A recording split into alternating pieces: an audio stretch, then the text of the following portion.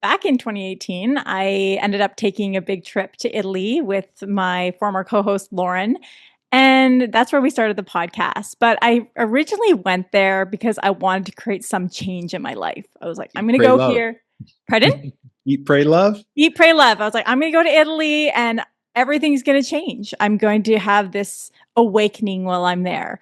And then a few weeks later, I came back to Toronto and I was in the same space, especially in the same headspace. I'm like, oh, change didn't happen.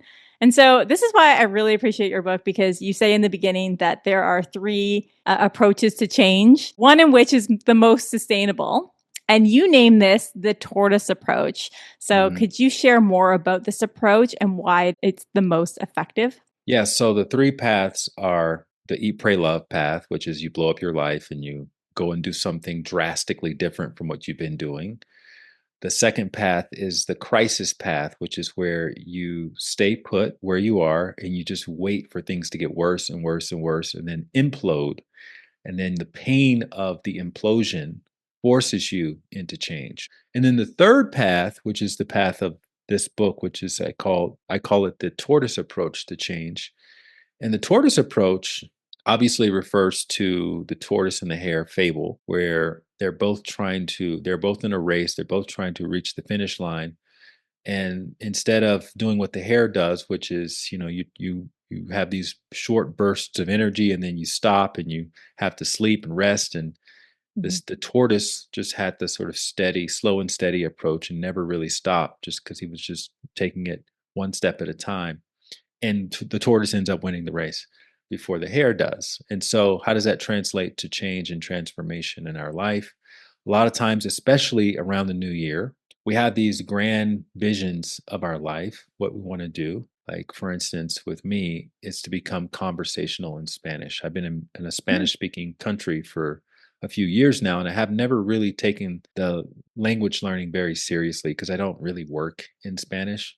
And so, one way to go with that would be to just stop doing everything else that I'm doing in my life and just focus on this and neglect my work and neglect my friends and neglect my family and neglect my dog and all the other things in order to focus on learning Spanish. And I can absolutely, probably make a lot of progress that way. But I may also burn myself out by taking that sort of all or nothing approach. And so the tortoise approach would remind me to focus on what's something that I can practice on a daily basis on my average busy day, not on a perfect fantasy day where I'm have all this free time, but my average busy day where I've got two or three other things that I'm juggling work wise. I got to go to the gym.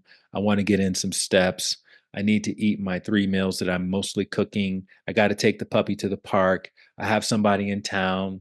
I have a headache. I don't really feel motivated, right? So those are the conditions of the average busy day. Mhm. What am I willing to do on a day like that? And so, usually, when you factor all of that in, you scale the action step down from this big leap to just a series of hops, baby steps, right? Maybe I can watch a 10-minute lesson on YouTube and I can commit to learning two words in Spanish that day or two phrases and to using those two phrases when I'm out in the field. Because again, I live in a Spanish speaking country, so it's not that hard to engage Yeah. in the language. And so if I do that on a daily basis, by the end of that week, I have 14 new phrases. I have, uh, 140 minutes of lessons that I have watched, and you keep doing that week after week after week. After 50 of those weeks, you can damn near speak the language. And Mhm. so, yeah, you may not be able to get up and give a TED talk in Spanish, but you will be a lot more conversational because you were able to be consistent, slow and steady, one step at a time. You were able to be consistent. And so in the book, what I encourage people to do is break tasks down into 7-day commitments. Just, focus on what you can do this week, test it out. Maybe you overshot the mark. Maybe 10 minutes is too much. Maybe 5 minutes is the magic number, and just kind of settle on an action step that you can do every day versus only doing it when you feel like it or when you feel motivated. Mhm, mhm. I always think about our busy lives, and it's like, where do I find the time to add something new in, right? And so for me, I've thought about, okay, well, I want to read more this year. So if Mhm. I'm going to do that, I'm going to carve out 10 to 20 minutes, maybe even a half an hour every single morning. And that might mean that I have to wake up a little bit earlier every day in order to make that time.